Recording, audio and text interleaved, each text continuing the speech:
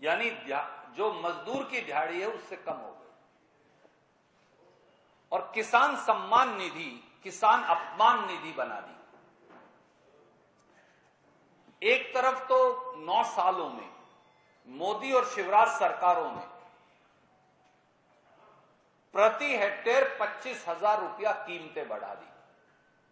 Diesel, खाद, बीज, बिजली और दूसरी खेती के उपकरण, जीएसटी, इन सब से। दूसरी तरफ उसी किसान की जेब से 25,000 रुपया प्रति हेक्टेयर लूटकर कहा भैया तुम्हें 6,000 रुपया देंगे, ये तुम्हारा सम्मान है, बाकी हम रख लेंगे। अब उस 6,000 रुपये का सच क्या है वो और देख लीजिए, क्योंकि ये सवाल संसद में मैंने पूछा था, बचा के रखा था कि आपको बताऊंगा जब चुनाव शुरू होगा। तो मोदी सरकार ने 8 अगस्त 2023 को संसद में बताया कि देश में 2,15,00,000 किसान कम हो गए। क्योंकि हमने पूछा भाई बताओ पिछले साल कितने लोगों को, किसानों को आप सम्मान निधि का पैसा देते थे, इस साल कितने लोगों को देते? तो वो संख्या उन्होंने बताई, किसान कम नहीं हुए, अब उस पैसे को भी काटने की कवायद शुरू हो गई। 2,15,01,132 किसान उन्होंने कहा अब कम हो गई ये संख्या, यानी इतने लोगों को हमने काट दिया सूची में से। तो मैंने पूछा मध्य प्रदेश में से कितने कम किए, तो मध्य प्रदेश में किए 8,97,203 कम। तो 9 लाख यानी मध्य प्रदेश के किसान परिवारों को अब किसान सम्मान निधि का पैसा 8 अगस्त 2023 से वो नहीं देंगे। और फिर हमारी वोट भी मांगते हैं किसानों की। इसके विपरीत किसान ने हमेशा यह कहा है कि उसे स्वामीनाथन आयोग के अनुरूप कीमत मिले, यानी C2 + 50%।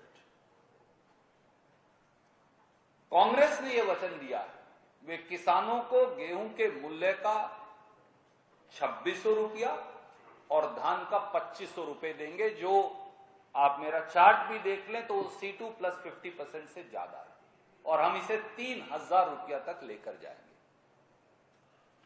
दूसरा वचन हमने यह भी दिया है कि मध्य प्रदेश के किसानों के 5 हॉर्स पावर तक जिनकी मोटर है उनका सिंचाई का कोई बिल नहीं आएगा। तो एक तरफ रेडियो गप्पिस्तान शिवराज सिंह चौहान और दूसरी तरफ कांग्रेस का वचन, कांग्रेस की गारंटी। मुझे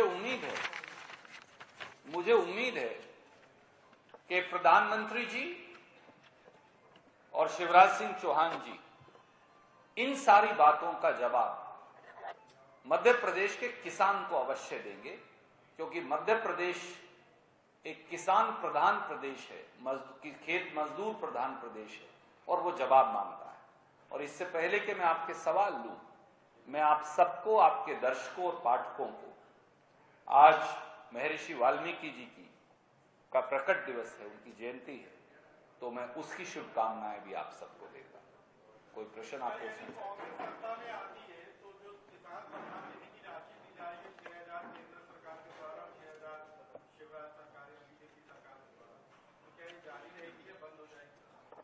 देखिए आदरणीय साथी, किसान की एक चीज भी बंद करने का प्रश्न ही नहीं पैदा होता। ये भाजपाई दुष्प्रचार है, और इसीलिए मैंने आपको दिखाया, उन्होंने तो 9 लाख किसानों की पहले ही बंद कर दी, और अब हर साल ये आंकड़ा वो कम करेंगे, क्योंकि अब किसान से 25,000 रुपया उसकी जेब से लूट लो, खाद पर 5% जीएसटी, हमारी कीटनाशक दवाई पर 18% जीएसटी, मेरे ट्रैक्टर पर 12% जीएसटी, मेरे ट्रैक्टर के टायर पर 18% जीएसटी,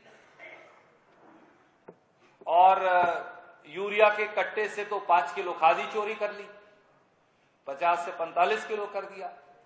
डीएपी की कीमतें लगभग डबल हो गई। इसलिए ये वास्तविकता है इस देश की।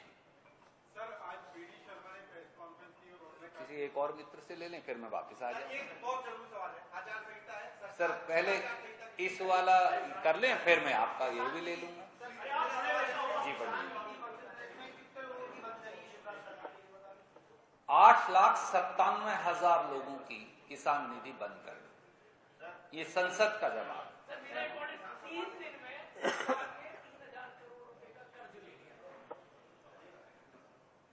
एक हमारे यहां गांव में कहावत है, कर्ज लेकर घी पिया तो क्या किया। हमारे बुजुर्ग बैठे हैं, वो मुस्कुरा रहे हैं क्योंकि उन्हें पता है। मेरी मां ये कहा करती है। सच्चाई ये है कि मध्य प्रदेश को 18 साल से अधिक में भारतीय जनता पार्टी ने मध्य प्रदेश के लोगों को 4 लाख करोड़ से अधिक के कर्ज के नीचे डुबो दिया और अपनी झूठी, फरेबी और कपटी घोषणाओं को पूरा करने के लिए भाजपा मध्य प्रदेश को कर्ज के बोझ के तले दबाकर बेच रही है। पर अब इस बात का अंत करने का समय आ गया है और वो स्थिति का है 17 नवंबर, जब वोट की चोट से भाजपा को इसका जवाब मिलेगा। सरकार के पास अब सरकार चलाने के लिए पैसा नहीं बचा है, क्योंकि आचार संहिता है, नई विकास काम हो रही है, पुराने के पैसे पहले से आवंटित है। वैचारिक तरीके से दिवालियेपन की कगार पर खड़ी और नेतृत्व विहीन भारतीय जनता पार्टी ने मध्य प्रदेश के भविष्य को बेचने का निर्णय कर रखा है। इसलिए वो आए दिन हजारों करोड़ का कर्ज लेकर मध्य प्रदेश को के भविष्य को डुबोने की कोशिश कर रहे हैं। समय आ गया है कि ऐसी पार्टी से निजात मिले। कॉमरेड पीछे से कह रहे कई देर से, एक कॉमरेड साहब।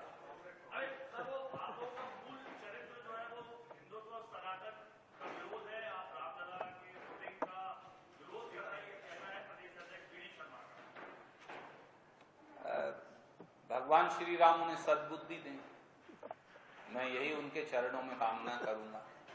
आदरणीय मित्र,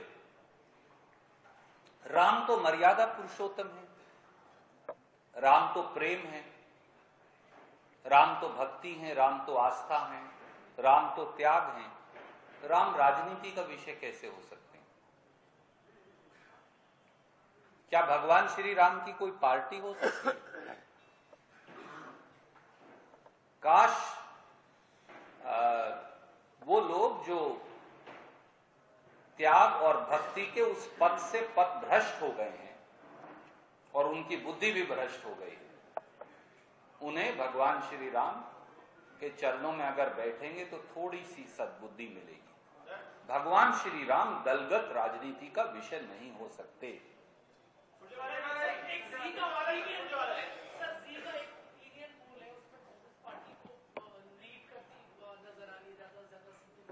मैं जी के हमारे साथियों को साधुवाद और धन्यवाद दूंगा।